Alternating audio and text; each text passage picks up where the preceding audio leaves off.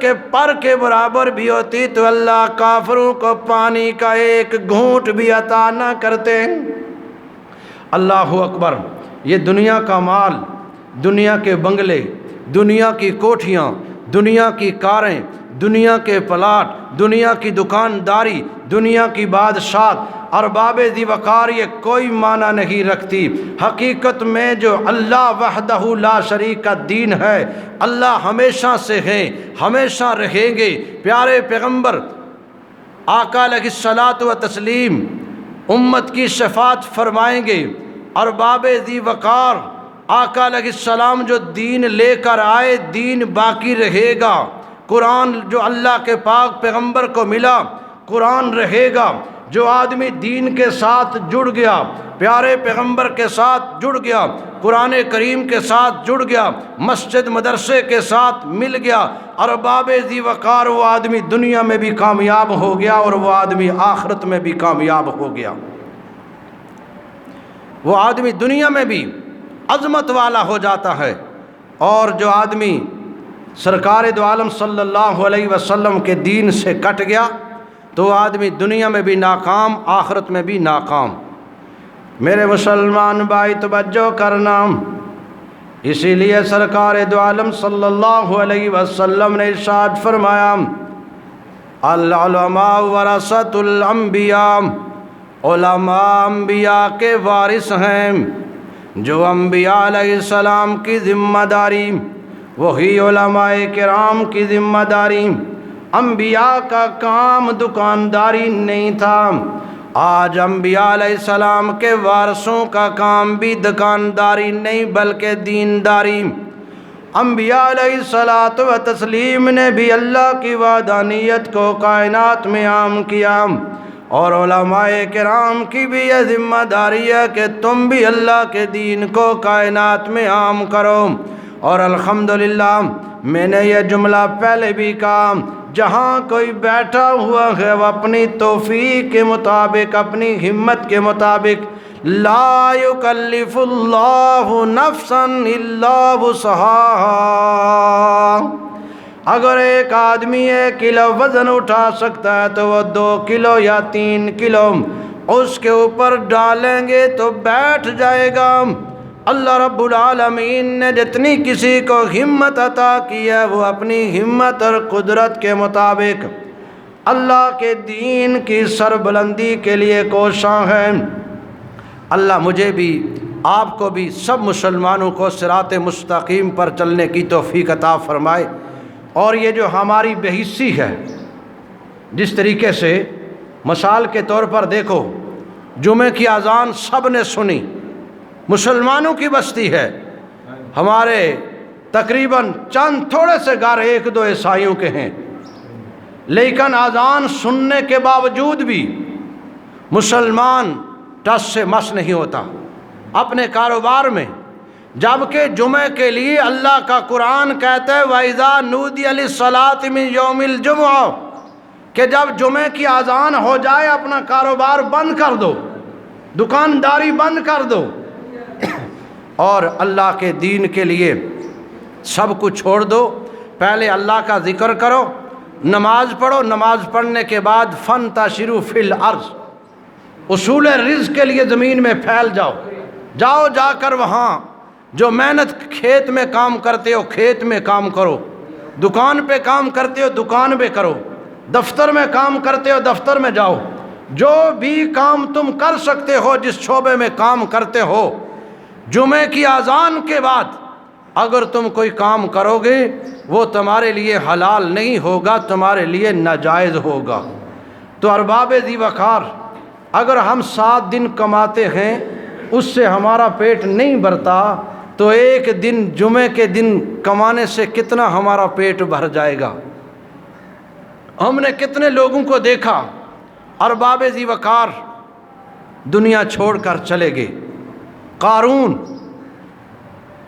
جس کا خزانہ، جس کے بارے میں ملتا ہے کہ کئی اونٹ اس کے خزانے کی چابیاں اٹھایا کرتے تھے، لیکن قارون کا بھی یہ نظریہ تھا کہ ایک دکان کے ساتھ دوسری دکان ہو جائے، اور سرکار دو عالم صلی اللہ علیہ وسلم کے ہم ماننے والے ہیں، ہم قارون کے ماننے والے نہیں ہیں۔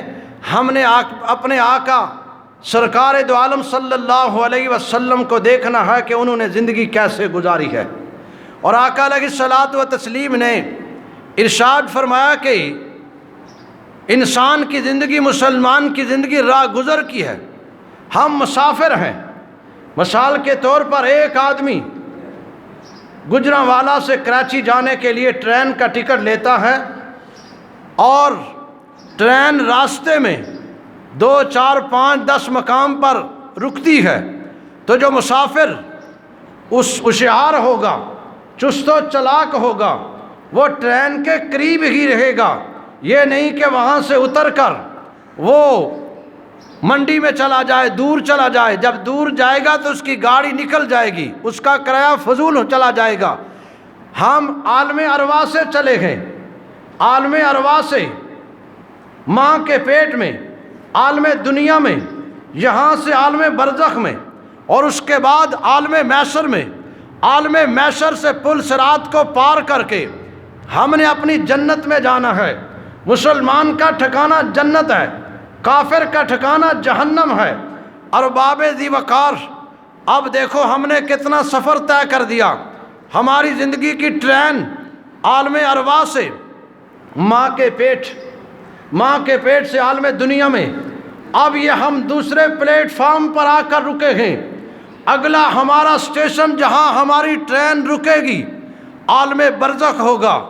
اس سے اگلا اسٹیشن جو ارباب ذی وقار، ہم نے انٹرچینج جو کراس کرنا ہے پل صراط، ارباب ذی وقار میدان محشر میں پہنچ کر میدان محشر سے حساب و کتاب ہوگا، جنتی جنت میں، جہنمی جہنم میں۔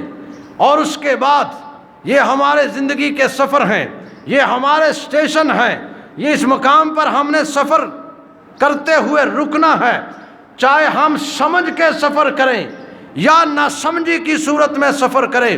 ارباب ذی وقار، ان اسٹیشنوں سے ہمیں گزرنا پڑے گا۔ اور جو انبیاء کے طریقے پر، علماء حق کے طریقے پر، اولیاء اللہ کے طریقے پر چلتے ہوئے رہنمائی اختیار کریں گے، ان کی دنیا بھی بہتر بنے گی، ان کی آخرت بھی بہتر بنے گی۔